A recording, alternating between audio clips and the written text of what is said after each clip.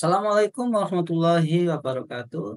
Pemirsa, PHK massal kembali menjadi ancaman bagi para pekerja dan calon pekerja di Indonesia. Lesunya sektor ekonomi di awal 2025 kembali memicu kekhawatiran.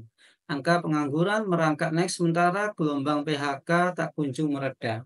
Hingga April 2025, Kementerian Ketenagakerjaan mencatat ada sekitar 24.036 pekerja yang ter-PHK.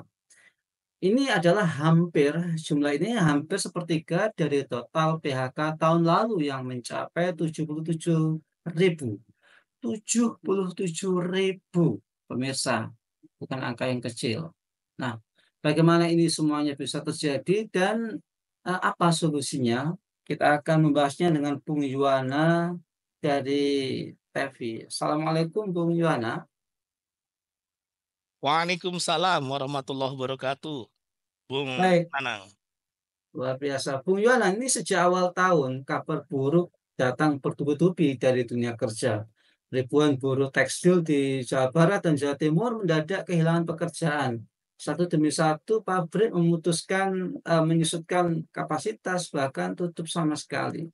Nah, menurut Kementerian Ketenagakerjaan hingga April 2025 lebih dari 24.000 pekerja sudah masuk daftar PHK.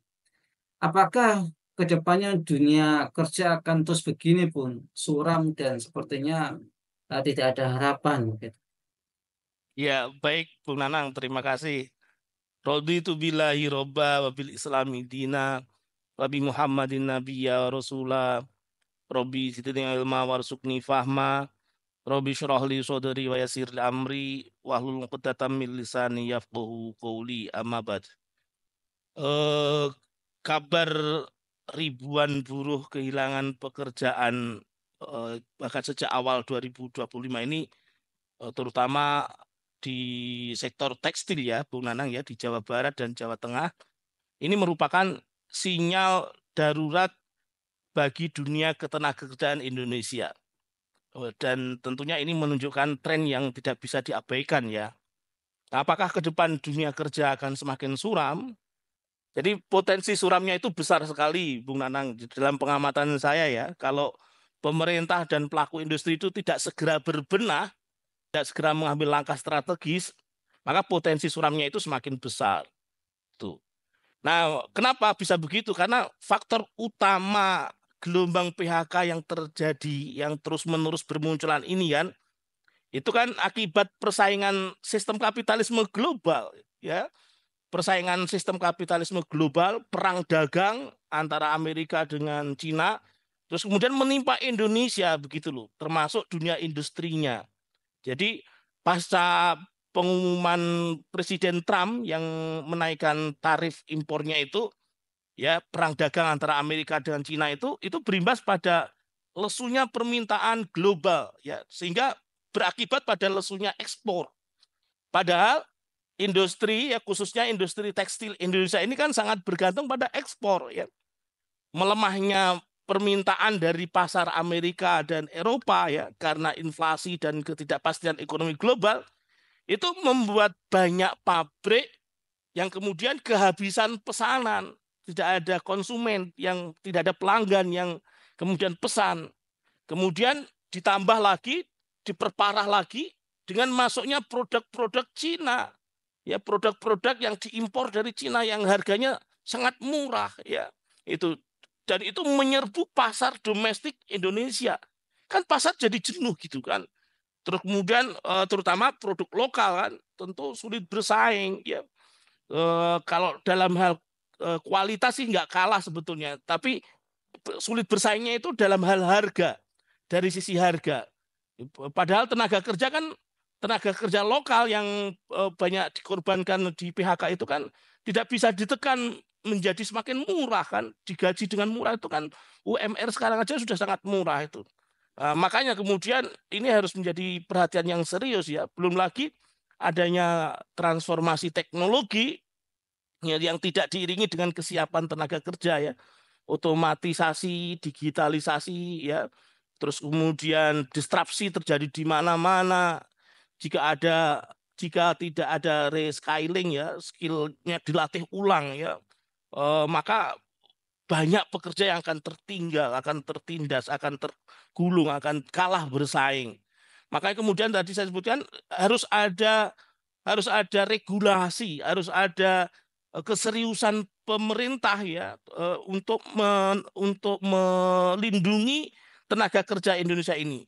Tapi kalau kemudian Undang-Undang Cipta Kerja itu ya ini kan tidak berpihak pada buruh dan tenaga kerja. Jadi ya memang jadi suramnya itu suram sekali gitu Bu Nana. Jadi suramnya dunia ketenaga kerjaan ini sudah bisa dibaca dengan kasat mata, Bung Nanang. Jadi terutama akibat tantangan globalisasi tadi ya, yang tidak bisa dibendung ya.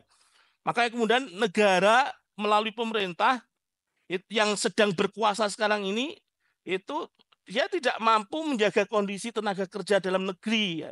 Misalnya dengan otomatisasi atau di berbagai sektor ya, yang semakin cepat terus pergeseran pekerjaan ya dari sektor informal terus kemudian ada gig ekonomi ya yang kerja kontrak itu terus kemudian jadi minim perlindungan terhadap kualitas kerja tenaga kerja terhadap bahkan keberadaan tenaga kerja itu sangat minim perlindungannya.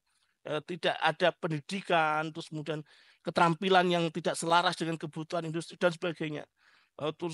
Dan hal ini sebenarnya diperparah oleh lambatnya peran negara dalam menyikapi problem sistemik ini. Ya jadilah suram itu semakin pekat begitu, Bung Nanang. Iya, Bung Yona, sejumlah pengusaha menyebut kebijakan impor yang tak terkendali ini semakin memperparah situasi. Yang mana impor yang tak terkendali ini bisa membuat ya produk-produk lokal ini terjepit atau bahkan tidak bisa bersaing di negeri sendiri. Nah, benarkah demikian, Bung Yona? Ya, iya, iya, ya benar sekali itu Bung Nanang ya. Jadi pernyataan para pengusaha ya bahwa kebijakan impor tidak terkendali itu memperparah situasi ini sangat beralasan, Bung.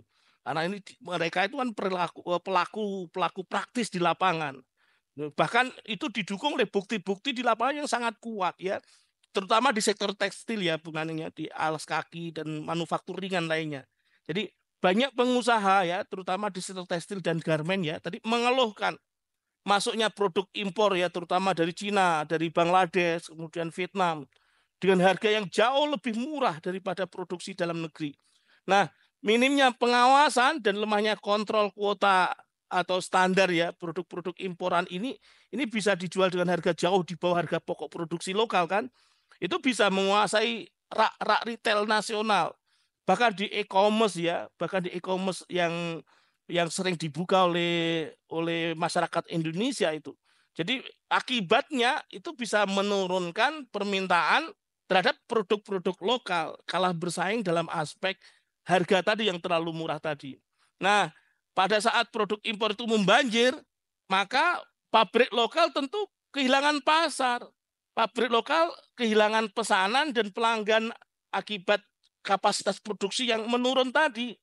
Jadi industri jadi mengalami kerugian begitu Bu Nana, sehingga otomatis jalan yang paling mudah ya, paling logis ya mengurangi tenaga kerja alias merumahkan pekerja mereka, mengurangi tenaga kerja, merumahkan pekerja mereka, efisiensi ya tentu PHK yang jadi solusi ya, solusi cepat dan ya praktis gitu. Bisa menekan biaya ribuan PHK ya yang ada di wilayah sentra tekstil ya, misalnya di Majalaya, kemudian di Solo, di Pekalongan itu niscaya akan terjadi itu.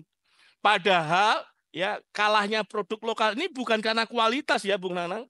Kualitasnya bisa bertanding, tapi kalahnya produk-produk lokal ini disebabkan karena harga dan struktur biaya. Ya harganya tidak bisa bersaing dengan harga produk-produk imporan yang dari Cina, dari Vietnam tadi.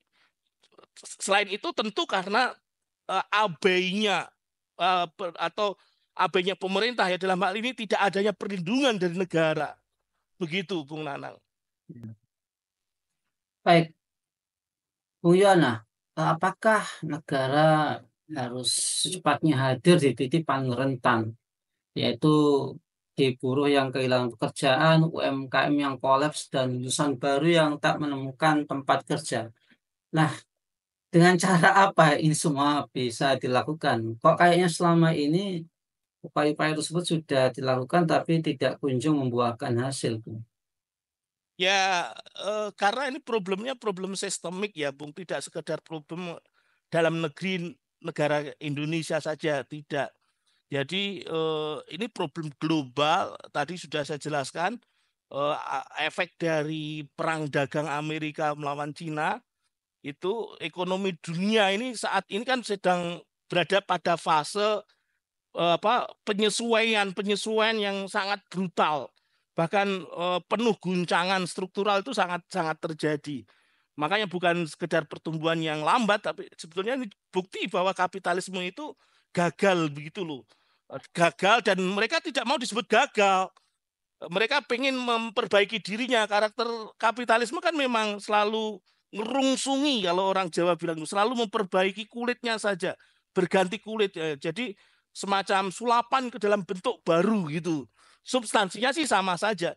Dan itu berdampak kepada perdagangan di dalam negeri, perekonomian di dalam negeri, negeri termasuk bahkan Indonesia ya, tidak hanya Indonesia, bahkan di negeri-negeri yang dibilang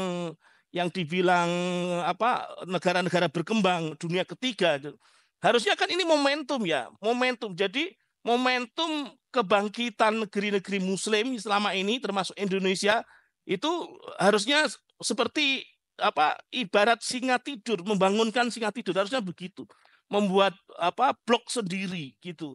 Kalau selama ini apa sampai buruh kehilangan pekerjaan, UMKM yang kolab, terus kemudian lulusan yang apa tidak dapat pekerjaan, terus berkali-kali diupayakan dengan cara yang sama, apa parsial saja.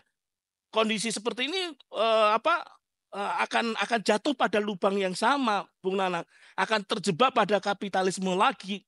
Kalau dulu mungkin kapitalisme barat akan berubah ke kapitalisme timur, begitu bisa jadi begitu.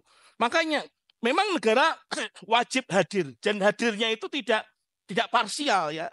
Negara wajib hadir totalitas ya ya apa, dan ini tentu mementahkan teori laissez-faire laissez-passernya kapitalisme. Untuk menyelamatkan krisis global yang sekarang ini memang harus ada negara, tapi bukan negara yang ecek-ecek, negara yang hanya try and error, hanya negara yang hanya memuaskan syahwat penguasanya saja, bukan. Tapi harus negara yang harus hadir ini ada negara semacam apa, itu yang menjadi pertanyaan serius kita ya. Kalau berharap pada negara kapitalisme sekuler seperti sekarang, tadi saya sebutkan, tentu akan jatuh pada lubang yang sama, Bung Nanang.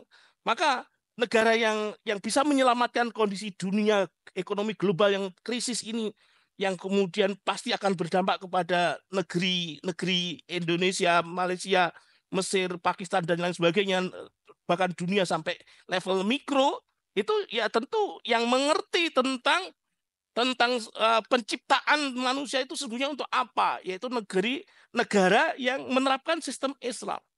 Kenapa? Karena negara yang menerapkan sistem Islam itu menjalankan amanah-amanah ilahiyah. Jadi syariat Islam memerintahkan pemerintah yang menjalankan negara ini bertindak responsif ya, secara tersentral, semua data diketahui dengan cepat ya.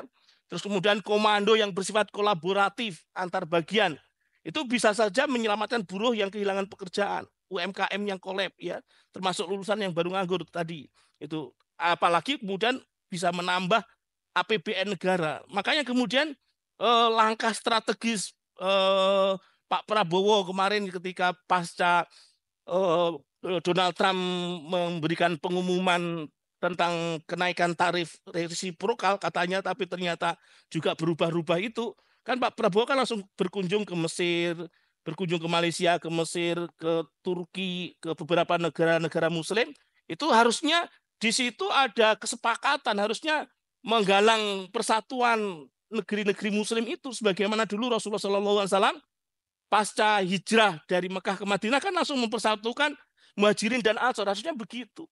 Sehingga kemudian apa negara bisa kuat, ya Indonesia dalam ini bisa kuat, bahkan bisa APBN itu bisa tidak kolab terus, ya politik luar negerinya kuat, politik dalam negerinya kuat, ya dalam konteks politik dalam negeri dia harus berani melakukan kontrak ulang pengelolaan tambang, ya, agar dikuasai negara dan digunakan sebesar-besar untuk kemakmuran rakyat, sehingga negara memang bisa betul-betul mandiri karena syariat Islam itu begitu, Bung Nanang. Jadi APBN negara yang menjalankan sistem Islam itu bisa menutup problem-problem di atas yang tadi kita bincangkan itu, Bung Nanang. Wallahu alam bisawab. Baik, terima kasih Bung Yana atas pemaparannya. Semoga ini membawa manfaat buat kita semua dan tentunya kita ingin negara kita ini selamat, adil, makmur, sentosa. Ya, dan itu semuanya bisa terjadi kalau roda perekonomiannya bergerak dan salah satu penggerak roda ekonomi itu adalah para pekerja. Kalau nggak ada yang kerja, terus mau bangun negara kayak apa ini? Kalau nggak ada yang kerja kan gitu ya. Baik, terima kasih. Semoga Bung Yohanes keluarga senantiasa dalam perlindungan Allah Subhanahu wa taala. Baiklah pemirsa kabar pertanyaan yang dirahmati oleh Allah, demikianlah program kita pada kesempatan sore hari ini. Jangan lupa untuk subscribe, like, komen, dan share sebanyak-banyaknya. Semoga menjadi amal kebaikan kita di dunia maupun di akhirat. Saya Nanang Setiawan undur diri. Sampai jumpa di lain kesempatan dan wassalamualaikum warahmatullahi wabarakatuh.